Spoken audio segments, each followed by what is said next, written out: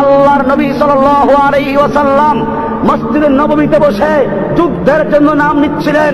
এই সময় একজন সাহাবায়ে কেরাম একজনের পর একজন দাঁড়িয়ে নাম লেখাচ্ছেন। একজন মহিলা নিজের দুধের সন্তানকে এনে পেশ করছেন, ইয়া রাসূলুল্লাহ, আমার এই দুধের শিশুটিকে আপনি জিহাদের জন্য কবুল করে নিন। আল্লাহর নবী বলেছিলেন, আমি তো যুদ্ধের জন্য নাম নিচ্ছি, বাচ্চাদের খেলার জন্য নাম নিচ্ছি না। তোমার এই বাচ্চা না তীর চালাতে পারবে, না তরবারি চালাতে পারবে, না ঘোড়ায় বসতে পারবে, না উঠে বসতে পারবে, না ঢাল ঘুরাতে পারবে। ওই মহিলা তখন বলেছিল, ইয়া রাসূলুল্লাহ, আমিও জানি আমার এই দুধের শিশু তীর চালাতে পারবে না, আমার এই দুধের শিশু তরবারি চালাতে পারবে না, আমার এই দুধের শিশু ঘোড়ায় বসতে পারবে না, আমার এই দুধের শিশু ঢাল ঘুরাতে পারবে না। কিন্তু আমি জানি এই আমার শিশু ঢাল হতেও তো পারবে।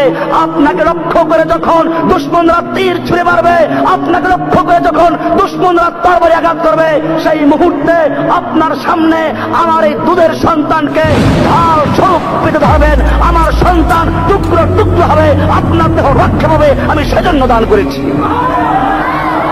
ভাইয়েরা আমার, এই মজলিসে তখন রোমের গোয়েন্দারাও ছিল।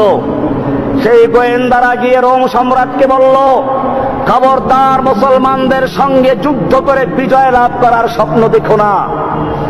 রোম সম্রাট জিজ্ঞেস করলো, ব্যাপার কি? মুসলমানদের সৈন্য কি আমাদের চেয়ে অনেক বেশি? গোয়েন্দারা বলল, না, সৈন্য তাদের অনেক কম। বলে, তাহলে তাদের কি অস্ত্র অনেক বেশি?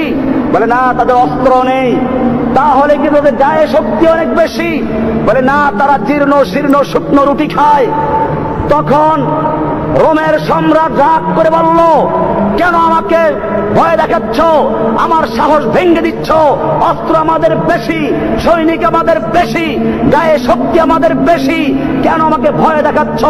রোমের গোয়েন্দারা বলেছিল, সম্রাট জাহাপনা, অস্ত্র তোমার বেশি হতে পারে, তোমার সৈন্য সংখ্যা বেশি হতে পারে, শক্তি তোমাদের গায়ে বেশি হতে পারে, কিন্তু জেনে রাখো, তোমার সৈনিকদের কাছে সুন্দরী নারী আর যুবতী যত বেশি প্রিয়, আর মদের পেলা যত বেশি প্রিয়, মুহাম্মাদের সৈনিকদের কাছে আল্লাহর রাস্তায় জীবন দেওয়া তার চেয়ে বেশি প্রিয়। إن الله اشترى من المؤمنين أنفسهم وأموالهم بأن لهم الجنة يقاتلون في سبيل الله فيقتلون ويقتلون وعدا